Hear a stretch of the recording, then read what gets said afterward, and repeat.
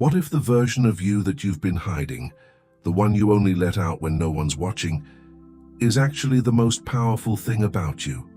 Stay with me, because what Carl Jung discovered about the human psyche will completely reframe everything you thought you knew about identity, authenticity, and why stepping into your true self feels so terrifying at first.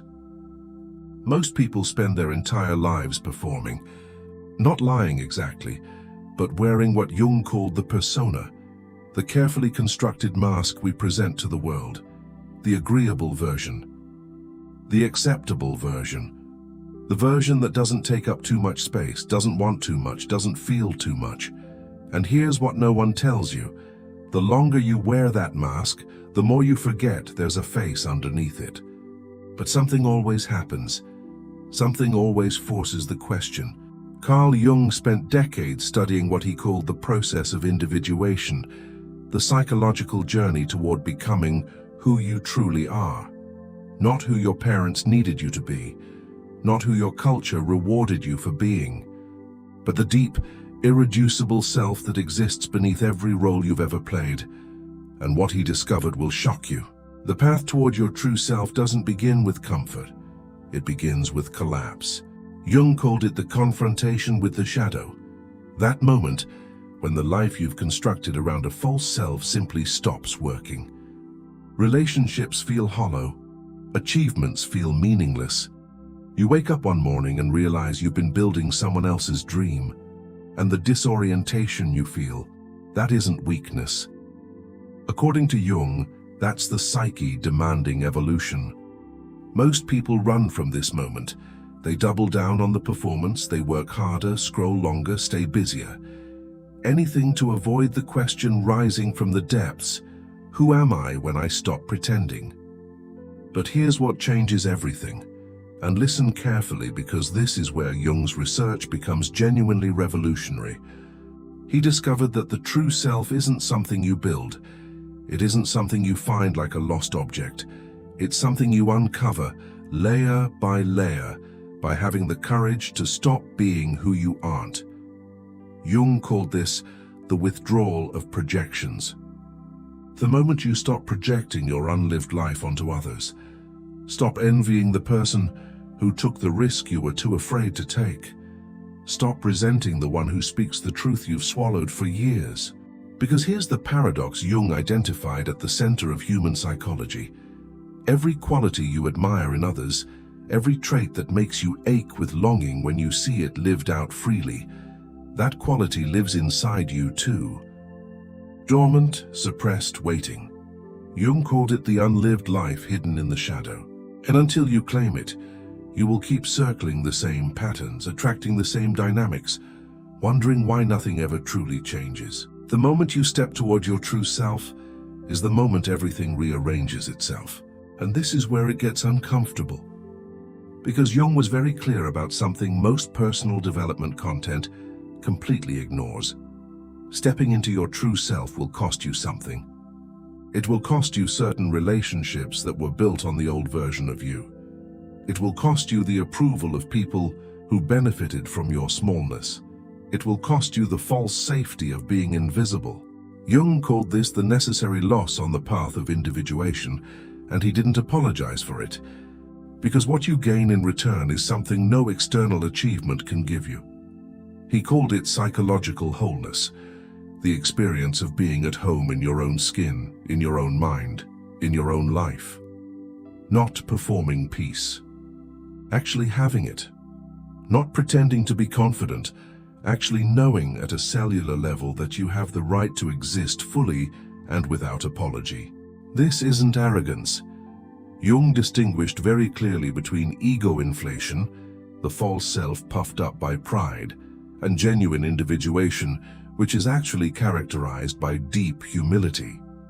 Because when you meet your true self, you also meet your limitations, your wounds, your contradictions. You stop pretending to be perfect, and paradoxically, that is when you become truly powerful. Here's what Jung observed in the people who had done this work, and this part will stay with you. They stopped shrinking in rooms where they'd always made themselves small. Not because they became aggressive or dominant, but because they no longer needed to manage other people's comfort at the expense of their own truth. They stopped over-explaining their choices to people who had never chosen anything real themselves.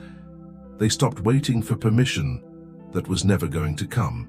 Jung called this psychological authority, the internal shift that happens when you stop sourcing your identity from outside yourself and start generating it from within. And the people around them felt it immediately. Not always positively.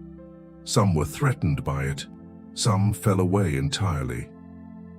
But the right ones, the ones capable of genuine connection, moved closer. Because here's the truth about stepping into your true self that no one prepares you for. It doesn't just transform you, it transforms the quality of everything around you.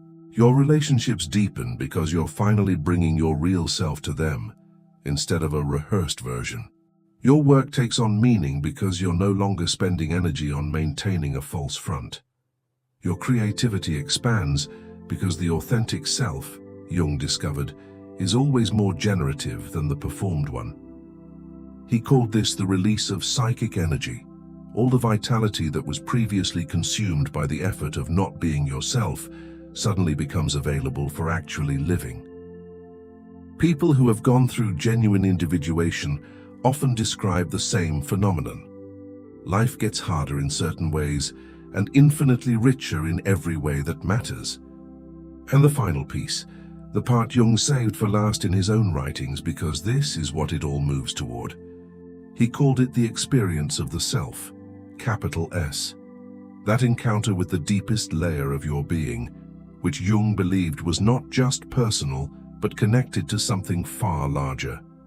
When you stop being who you aren't, when you release the mask and integrate your shadow and claim your unlived potential, you don't just become a better version of yourself. You become, for the first time, actually yourself. And Jung discovered that this person, the authentic, integrated, individuated self, has a quality that cannot be faked, manufactured, or taken away. A kind of presence, a stillness, a certainty that has nothing to do with knowing all the answers and everything to do with no longer being at war with the questions. The most dangerous thing you will ever do is become who you actually are. Not dangerous to others. Dangerous to every comfortable story you've told yourself about why it isn't possible, why it isn't safe, why it has to wait until conditions are different. Jung spent a lifetime studying thousands of human lives, and what he found again and again was this: the people who suffered most were not those who had hard lives. They were those who had lived someone else's life entirely and woken up too late to course correct. Don't be that person, the version of you that you've been quietly protecting, quietly keeping small, quietly postponing. That version isn't a risk. According to Carl Jung's life's work, that version is the only real thing you have to offer the world. Step into it, not someday, now. Because the world doesn't need another perfect performance. It needs the real you, fully present, fully alive, and finally free. If this resonated with something inside you, share it with someone who's ready to hear it.